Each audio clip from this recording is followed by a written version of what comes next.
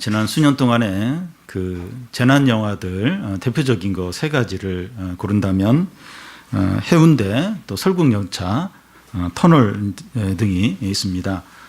그 해운대는 그 부산 해운대 쓰나미가 밀려오는 영화이고, 설국열차는 이 화학약품을 하늘에 잘못 뿌려서 지구에 혹독한 겨울이 찾아왔다는 그런 영화이고, 이 터널은 이 고속도로를 운전하다가 이 터널을 통과하는데 갑자기 이제 터널이 무너지면서 거기에 갇히는 그런 걸 다루는 영화입니다. 이런 영화들을 볼 때 그 영화 장면들의 압도가 되고 이제 무섭지만 마음 한편으로는 현실이 아니고 영화니까 괜찮다, 이런 그런 안심을 합니다. 사람들은 영화를 다 보고 나서 곧 그 영화 내용을 다 잊고 일상생활을 아무렇지도 않게 합니다. 왜냐하면 영화에서 본 재난이 실제로 일어나지 않을 거라고 그렇게 여기기 때문입니다. 그런데 영화에서 본 재난들이 단지 영화 제작사의 상상뿐이거나 현실에서는 일어나지 않는 그런 일들입니까? 진짜 현실에서는 전혀 일어나지 않는 그런 어떤 현실과 전혀 상관없는 그런 어떤 상상물에 불과합니까? 그렇지 않습니다. 현실에서 영화보다 더 무섭고 끔찍한 일이 일어나는 걸 우리가 많이 보고 있습니다. 이 대표적인 예를 들면 2001년 9월 11일 미국 무역센터 테러 사건입니다. 테러범들이 그 비행기 조종사를 막 이렇게 위협을 해가지고 무역센터 건물하고 충돌을 일으키게 했고, 또 막 사람들이 그 건물에서 막 내려오면서 도저히 막 못 내려오니까 거기서 막 사람이 떨어지는 그런 어떤 일도 있었고, 또 얼마 후에 조금 시간이 지나면서 이제 그 건물이 무너져 내리는 그것까지 우리가 봤습니다. 너무나 끔찍하죠. 너무나도 무섭습니다. 한 예를 더 들면 그 2011년 그 일본의 대지진과 함께 찾아온 쓰나미인데, 파도가 10m 높이로 막 해안으로 몰려와서 뭐 집이고 자동차고 건물이고 나무고 다 그냥 휩쓸어 가버렸고 4만 명이 목숨을 잃는 끔찍한 일이, 아주 무서운 일이 있었습니다. 한 예를 더 들면 지난 9월에 이제 그리스에서 산불이 일어났는데, 그 산불이 큰 바람과 함께 해안 쪽으로 막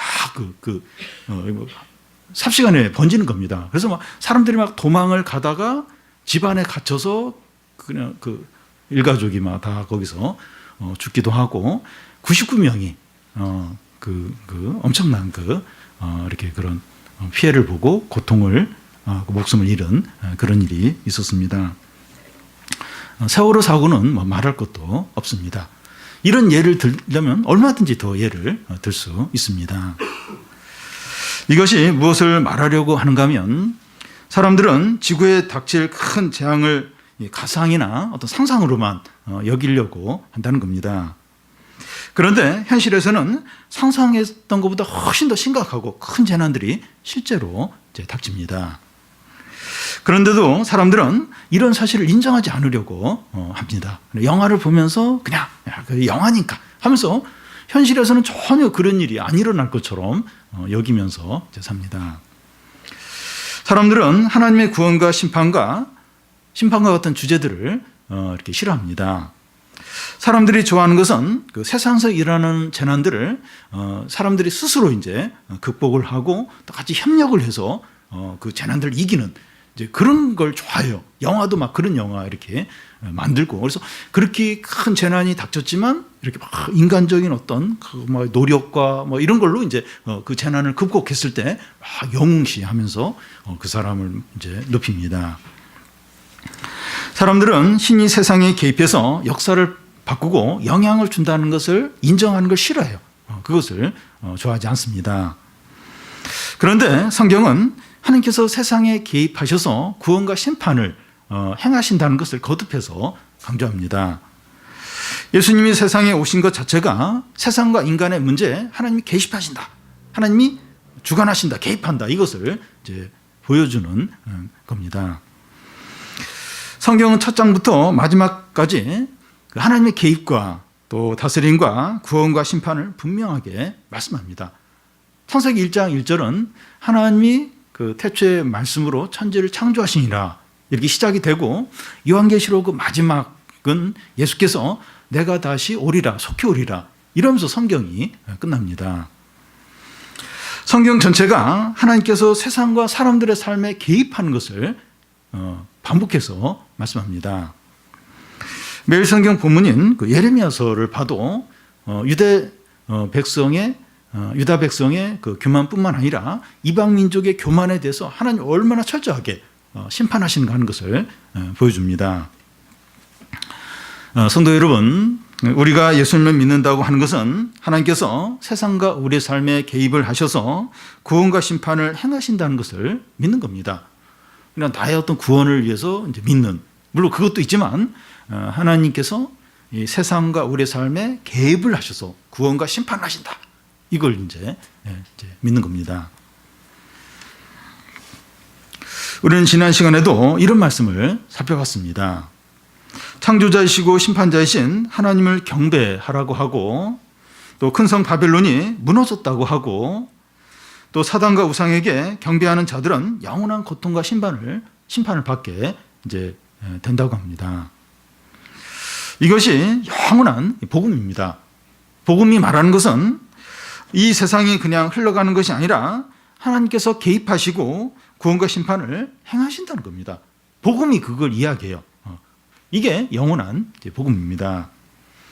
그래서 복음을 믿는 사람은 자신의 삶에 대해 하나님의 개입을 인정하고 하나님을 의지합니다. 그러니까 이 복음을 믿는다는 게 뭔가 하면 하나님이 나의 삶에 개입을 하신다. 그래서 하나님을 이제 의지하는 겁니다. 이게 이제 복음을 이제 믿는 사람입니다. 예수님은 나를 위해서 구원하셨고, 또 이렇게 이제 그것만 그게 이제 전부가 아니라 하나님은 나의 삶에 개입을 하시고 그리고 구원하신다. 그래서 그 하나님을 전적으로 이제 믿는 게 이제 복음을 이제 믿는 겁니다. 이 시간 살펴볼 말씀은 지난 시간처럼 새 천사가 나타나서 하나님의 백성에 대한 구원과 사단에 대한 경배하는 자들 심판하는 내용입니다. 그러니까 딱 크게 두 가지예요. 그러니까 그 하나님께 속한 자들을 구원하는, 하나님을 경배하는 자를 구원하는 그 말씀하고, 사단에게 경배하는 자를 심판하는 그 두 가지로 오늘 말씀을 이제 합니다. 크게 첫 번째는 하나님의 백성에 대한 구원입니다. 14절을 보면 이 구원과 심판을 집행하는 분이 소개가 되고 있습니다. 또 내가 보니 흰 구름이 있고 구름 위에 인자와 같은 이가 앉으셨는데 그 머리에는 금 면류관이 있고 그 손에는 예리한 낫을 가졌더라. 그림을 이제 보듯이 이제 이분을 소개하는데, 이분을 소개하는 이 그림의 여러 부분이 다 의미가 있습니다. 먼저 구름 위에 인자 같은 이가 앉으셨다고 하는데, 그 인자라고 하는 것은 한자어로 하면 사람의 아들입니다. 우리는 다 사람의 아들이라고 할 수 있습니다. 그래서 우리에게 인자라고 하는 것은 별 어떤 의미가 없습니다. 왜냐하면 우리는 그냥 사람의 아들이니까. 그런데 예수님을 이제 인자라고 하는데, 예수님은 하나님의 아들이면서 또 완전한 사람이십니다. 그래서 그 예수님에게 인자라고 하는 것은 예수님의 특별한 별칭이 돼요. 우리는 당연히 사람의 아들이니까, 사람의 자녀니까 우리를 인자라고 하는 별 의미가 없어요. 근데 예수님은 하나님의 아들인데 또 사람이시기 때문에 예수님을 인자라고 하는 것은 예수님의 어떤 별칭이 됩니다.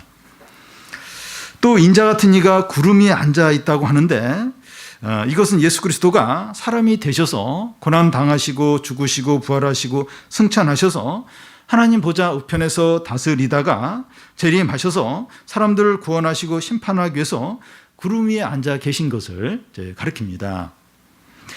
예수님은 승리자와 구원자와 심판자로서 구름 위에 앉아 계신 겁니다. 이것을 증거하는 또 하나의 이제 그림이 있는데, 흰 구름입니다. 흰 구름. 사도행전 1장에 보면 예수께서 하늘로 승천하시면서 이제 구름에 휩싸여 구름을 타고 하늘로 올라가셨습니다. 그때 천사가 그 제자들에게 무슨 말을 하는가 하면 예수께서 올라가신 모습 그대로 다시 내려오실 것이라고 하십니다. 그 말씀대로 예수께서 다시 구름을 타고 오신 것입니다. 그러니까 사도행전 그 앞부분에서 이제 예수님이 이제 승천하시면서 천사들이 그 제자들에게 예수님이 가신 모습대로 다시 오실 거다. 그런데 지금 요한계시록에 지금 그 얘기가 나오는 거예요. 지금 구름을 타고 인자 같은 이가 흰 구름을 타고 앉아 계신 겁니다. 그분이 이제 심판하러 다시 재림을 하신 것을 보여줍니다. 또 다른 그림은 이제 금면류관을 이제 쓰신 것인데, 이 금면류관은 승리와 영광과 권세의 왕권을 가리킵니다. 예수님은 이 죽음과 사단과 세상을 이기신 온 우주의 진정한 승리자이시고 구원자이시고 심판자이십니다. 그래서 모든 무릎이 그의 앞에서 꿇고 주라고 시인을 해야 됩니다.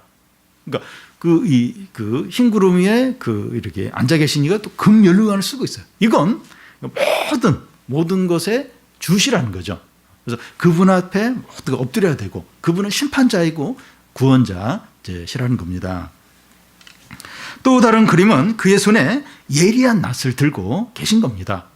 인자 같은 이가 구름 위에 앉아 있는데 그분이 금면류관을 쓰시고 예리한 낫이 아주 예리한 낫을 들고 이제 계신 겁니다.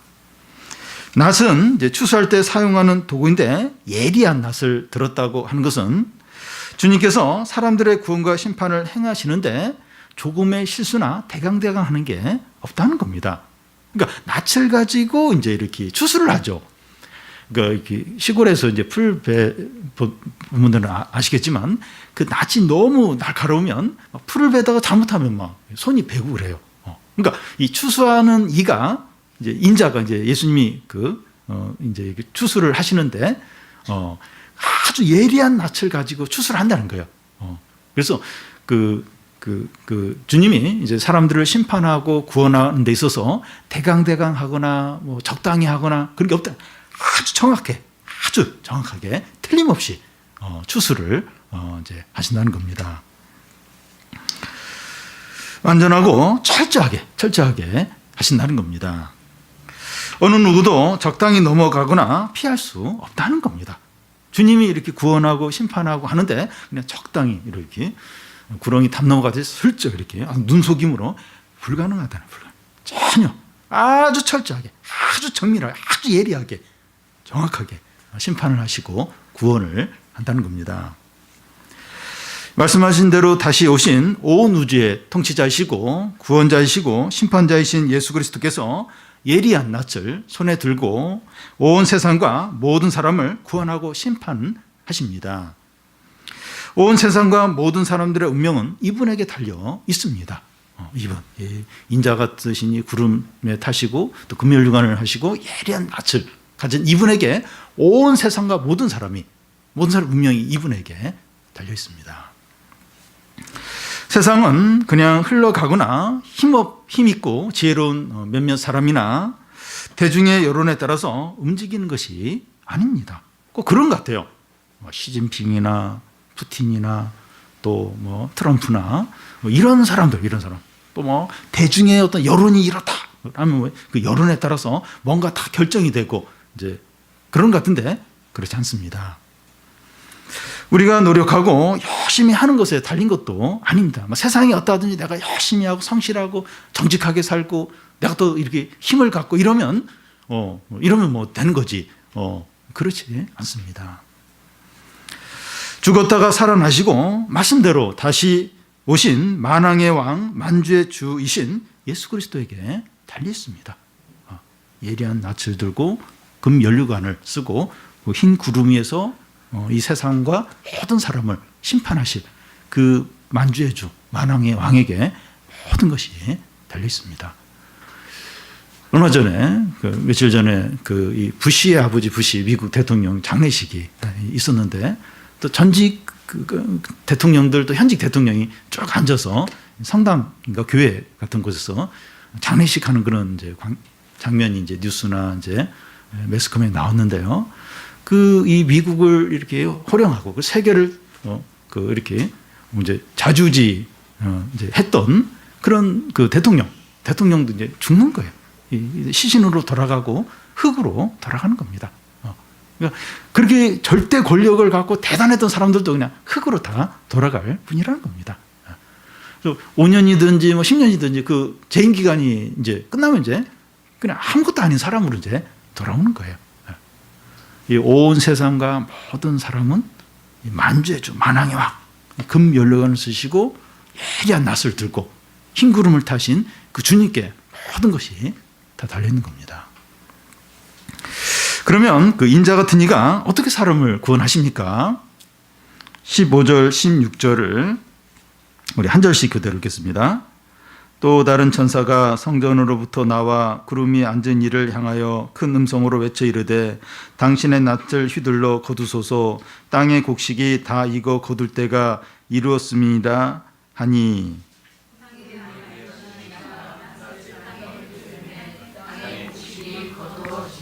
네.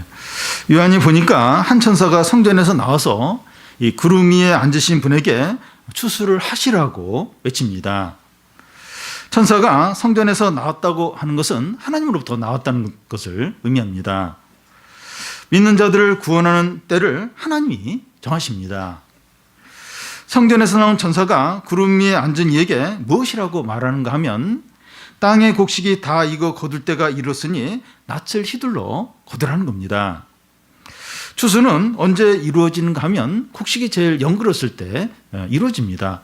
그러니까 뭐 설 익었는데 그때 뭐 이렇게 추수를 하면 그걸 뭐 팔 수도 없어요. 그러니까 제일 잘 연그렀을 때 그때 이제 추수가 이루어집니다. 농부가 기대하는 것은 제일 좋은 어떤 그 열매를 이제 기대합니다. 하나님을 농부로 비유할 수 있는데 주님이 기대하시는 것은 열매입니다. 한 번은 예수께서 아침에 이제 배가 고프셨는데 이 가까운 곳에 잎이 무성한 무화과 나무가 있어서 혹시 좀 열매를 이렇게 딸까 해서 가봤는데 열매가 하나도 없는 거예요.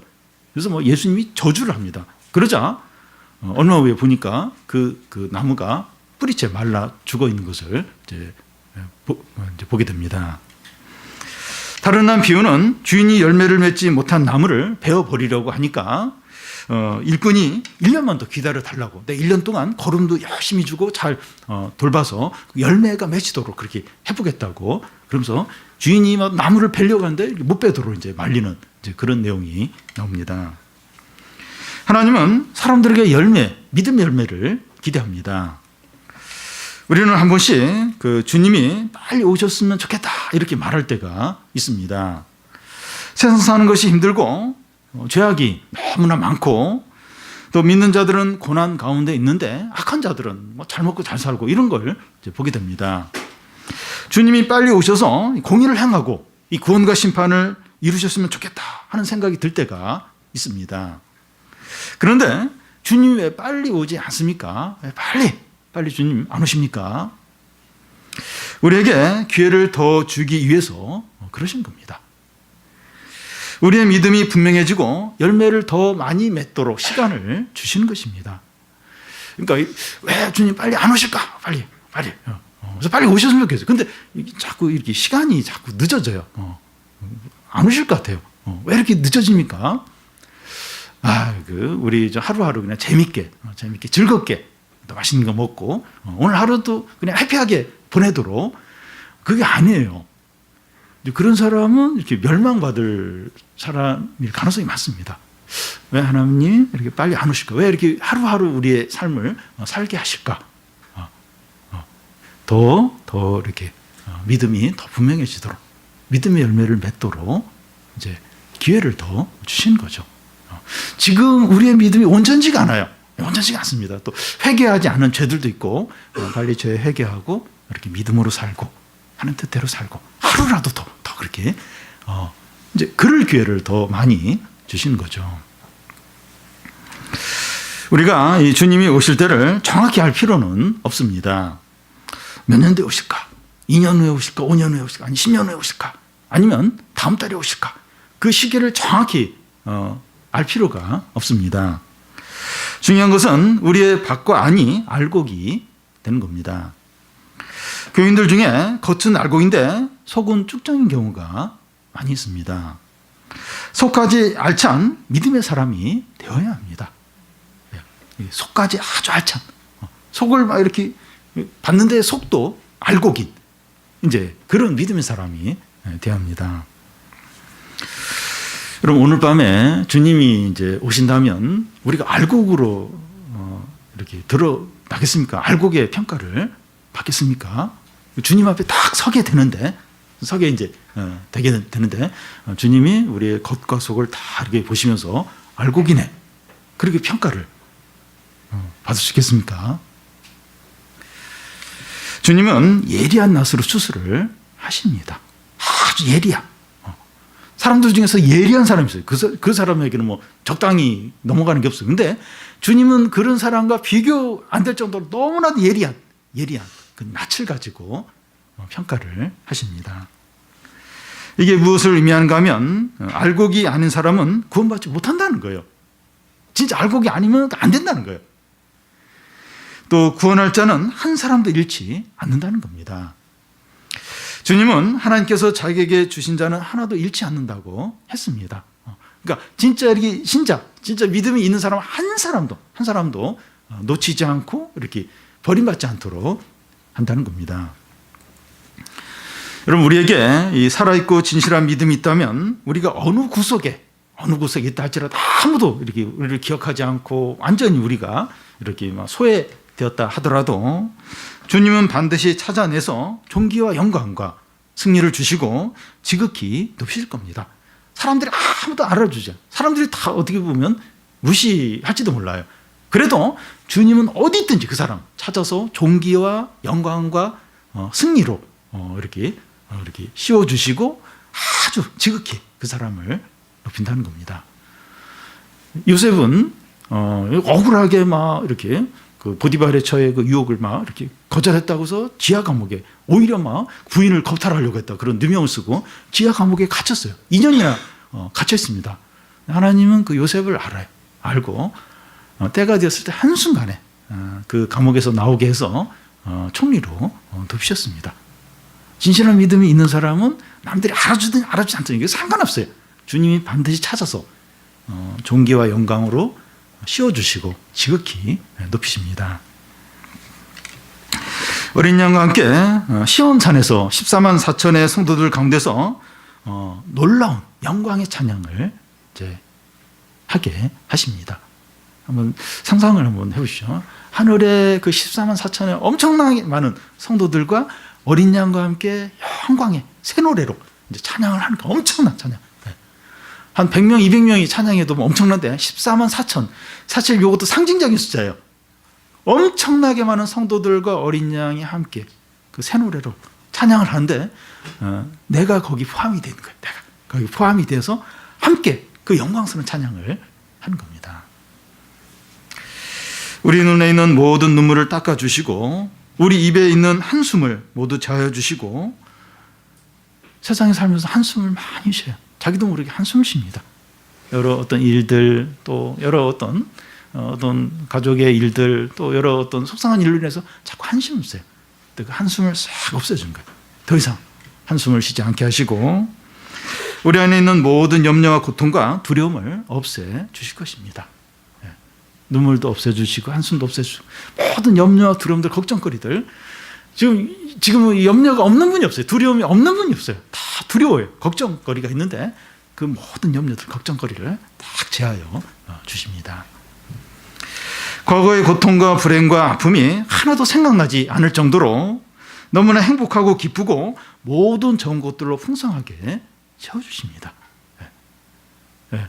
그때 지금은 여기서 막 이렇게 너무 힘들게 살고 불안하게 살고 또 막 이렇게 상처도 많이 받고 막 이제 그러면서 이제 사는데, 그러면서 이렇게 믿음을 지켰어요. 믿음을 어떻게든 믿음으로 살려고 이제 했는데 이제 그런 자를 하나님은 지극히 높이시고 이 성도들, 그 거룩한 성도들 가운데 함께하게 하시고 모든 눈물을 닦아주시고 이 은혜를, 이 기쁨을 회복시켜 주시는데 과거에 옛날에 세상에 있을 때 그 고통과 그걸 하나도 기억이 나지 않을 정도로 하나님 다 회복시켜 주고 존귀케 하신다는 겁니다. 그게 두 번째는 이 사단에게 경배하는 자들에 대한 심판입니다. 구원과 심판은 동시에 이루어집니다. 앞에서는 하나님 하나님을 경배하는 자들을 어떻게 철저하게, 얼마나 철저하게, 분명하게, 확실하게 구원해 주시고 또 존귀케 하시는가, 이걸 봤는데, 지금은 이 사단에게 경배하는 자를 어떻게 하나님이 심판하시는가 하는 것을 보여줍니다. 17절 18절을 한 절씩 교대로 읽겠습니다. 또 다른 천사가 하늘에 있는 성전에서 나오는데 역시 예리한 낯을 가졌더라.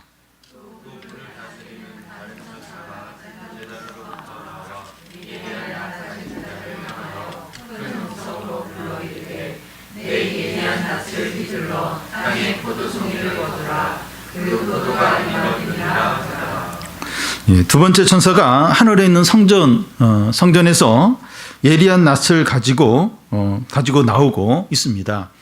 그때 이 불을 다스리는 천사가 제단에서 나와서 그 예리한 낯을 가진 천사에게 심판하라고 외칩니다.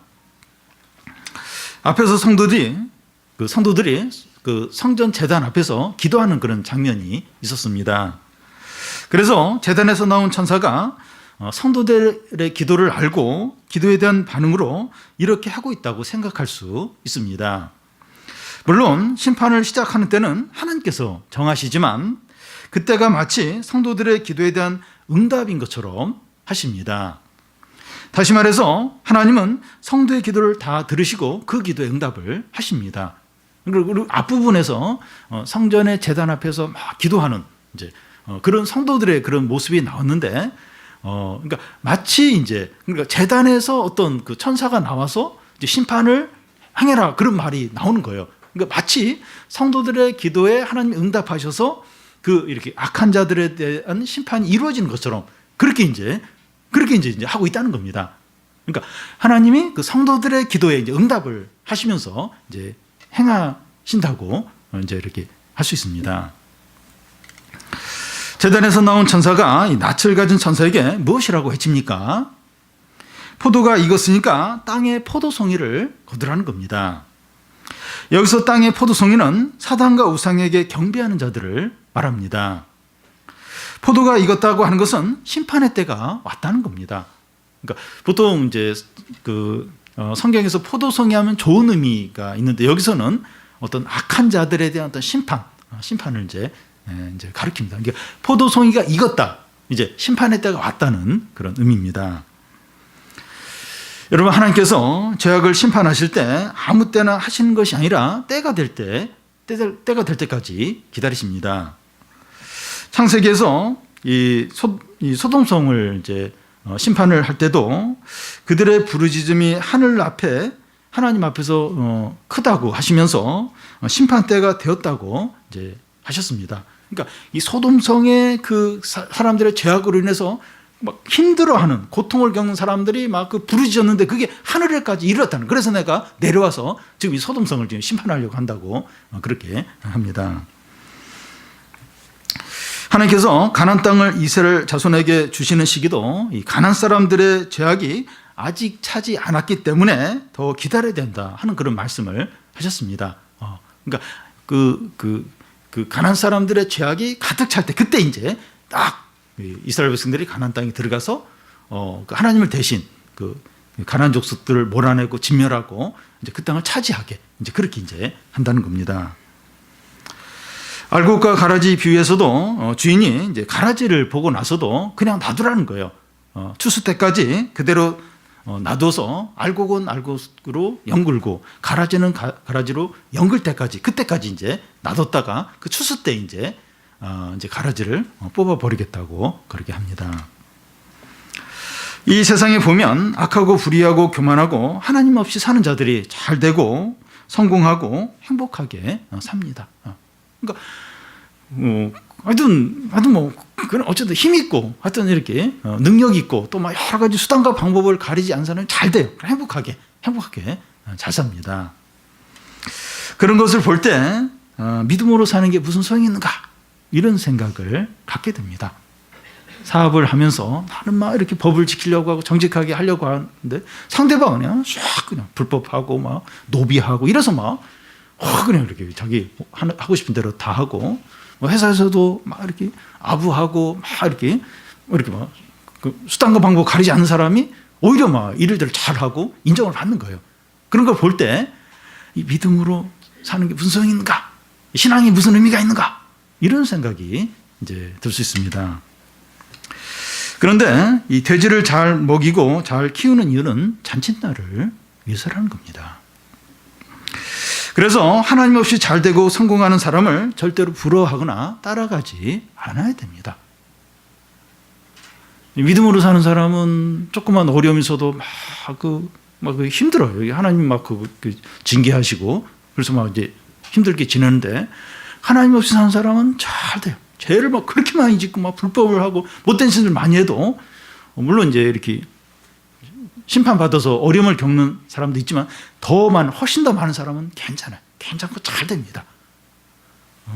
그날까지 잘 되는 거예요. 하나님이 정한 날까지만 잘 되는 겁니다. 절대로 하나님 없이 잘 된 사람 부러워하지 않아야 돼요. 저렇게 살아도 괜찮네. 나도 한번 그렇게 살아볼까. 절대로 따라하면 안 돼요. 절대로 부러워하면 안 됩니다. 잔칫날까지 그때까지 잘 되는 거예요. 잘 되고 잘 살고 행복한 것처럼 이제 보이는 겁니다. 결국 그들은 어떻게 된다고 합니까? 19절, 20절을 보면 우리 한 절씩 교대를 읽겠습니다. 천사가 낯을 땅에 휘둘러 땅의 포도를 거두어 하나님의 진노의 큰 포도주 틀에 던짐에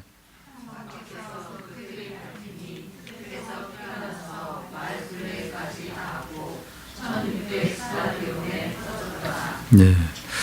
예리한 낯을 가진 천사가 낯을 휘둘러서 땅의 포도송이를 다 수확해서 큰 포도주 틀에 던져놓습니다.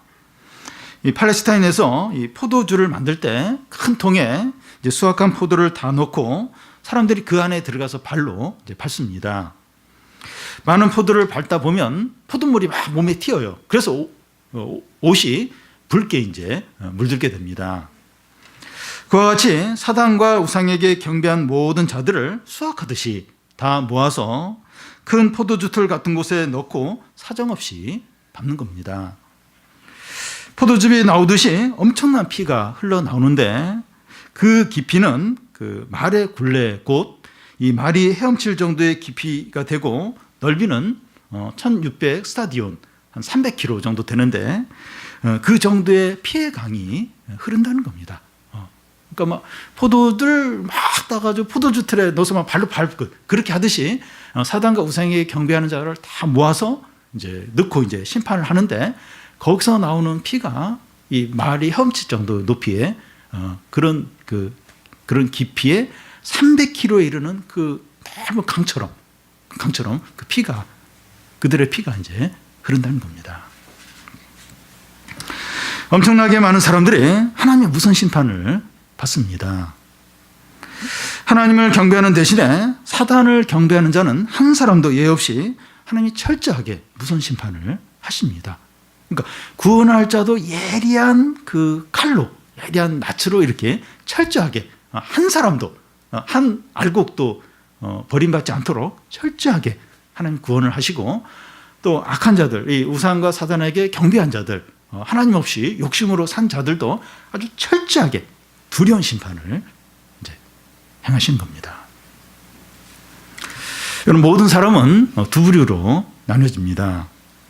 한 부류는 알곡으로 영원한 천국으로 옮겨지고 다른 한 부류는 쭉정이로 영원한 불꽃에 던져집니다.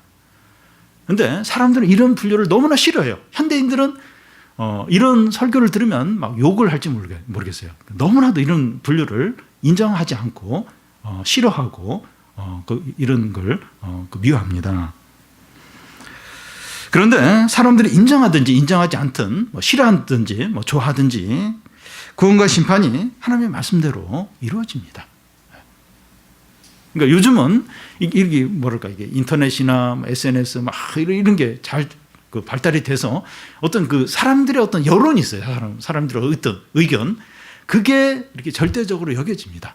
그게 주된 것이고 그게 그 진리이고 그렇게 여기는 시대인데 근데 그래서 사람들이 그래서 이렇게 성경에서 사람을 분류하는 거 사람들에 대한 하나님의 구원과 심판을 인정하지 않아요. 싫어해요. 다 거부를 합니다. 그럼 마치 사람들의 이런 거부하는 그런 의견이 진리인 것 같고, 이 성경 말씀이나 하나님의 뜻은 이렇게 뭔가 이렇게 어떤 사이드에 있는 어떤 주장처럼 이상한 어떤 그 어떤 주장처럼 그렇게 이제 여겨집니다. 근데 사람들이 아무리 많은 사람들이 인정하든 인정하지 않든 또 좋아하든 좋아하지 않든 하나님의 말씀대로 심판이 이루어집니다. 우리는 알곡과 가라지 중에서 어디에 해당이 됩니까? 교회를 다니기 때문에 당연히 알곡이라고 할 수는 없습니다. 하나님과 바른 관계에 있고 살아있는 믿음이 있고 하나님을 마음을 대해서 사랑하는 자가 알곡입니다. 예리한 칼로 예리한 낯으로 이렇게 추수를 해요. 구원과 심판을 행하십니다. 근데 이렇게 하나님을 사랑하지 않아요. 하나님과 바른 관계에 있지 않습니다. 믿음대로 안 살아요.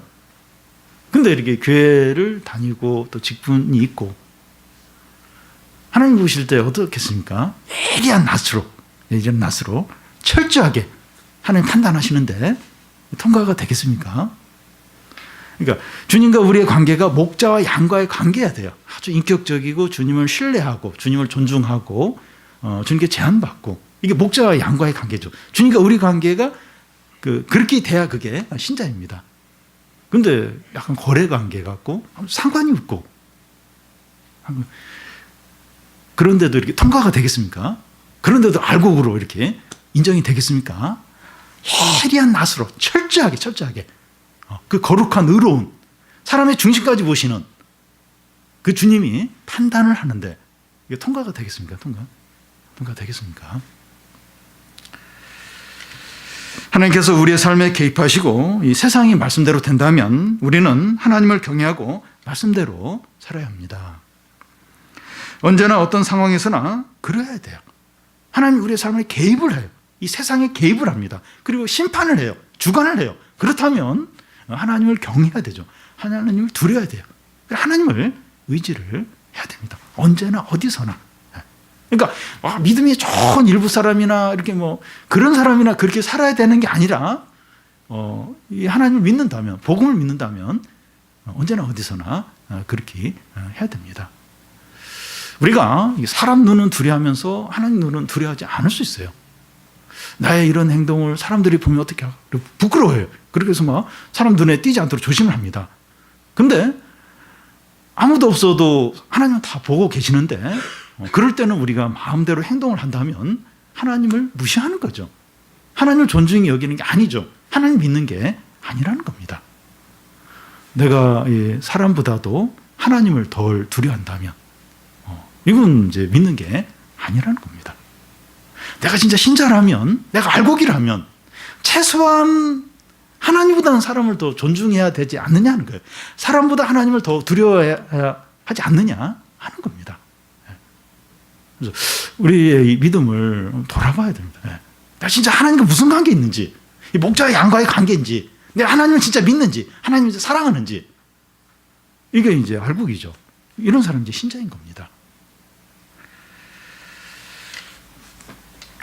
하나님의 말씀은 긴급해서 결단과 순종을 요구합니다.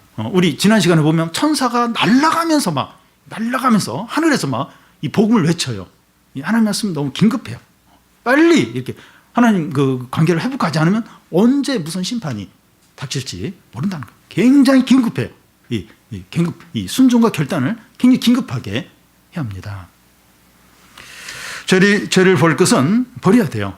회개할 것은 회개하고 용서할 사람은 용서하고 순종할 것은 순종하시기 바랍니다. 왜 하나님이 이렇게 자꾸 하루하루를 살게 하시는가? 좀 더 이렇게 즐기고 좀 더 재밌게 하고 맛있는 거 먹고 이렇게 해피하게 좀 더 이렇게 그게 아니에요. 그게 아닙니다. 그게 아니에요. 이렇게 좀 회개할 거 빨리 회개하고 죄를 버릴 거 버리고 순종할 거 순종하고 용서할 거 용서하고 이 믿음의 이게 분명하게 소속을 분명하게 이 신앙이 불완전해요. 좀 더 알곡으로 분명하게 하도록 하나님의 시간을 기회를 주신 거죠. 믿음의 열매가 너무 없어요. 믿음으로 살고 하나님의 뜻대로 살고 다른 사람을 사랑하고 섬기는 이게 너무 적어요. 믿음의 열매를 더 많이 맺도록 하루를 주고 한 주를 주고 한 달을 주고 1년을 주신 거죠. 현재 우리의 소속을 이제 확인을 해야 됩니다. 근데 소속이 어디에 속한가 확인을 하고 하나님을 경외하고 그의 말씀대로 언제나 어디서나 사는. 그래서 언제든지 주님이 오시고 우리가 주님 앞에 서더라도 딱 알곡으로 드러나고 그래서 딱 하나님의 구원을 받고 하늘의 이 천군 천사들과 함께 찬양을 하고 하나님의 회복을 누리고 그런 성도들이 다 되시기를 바랍니다.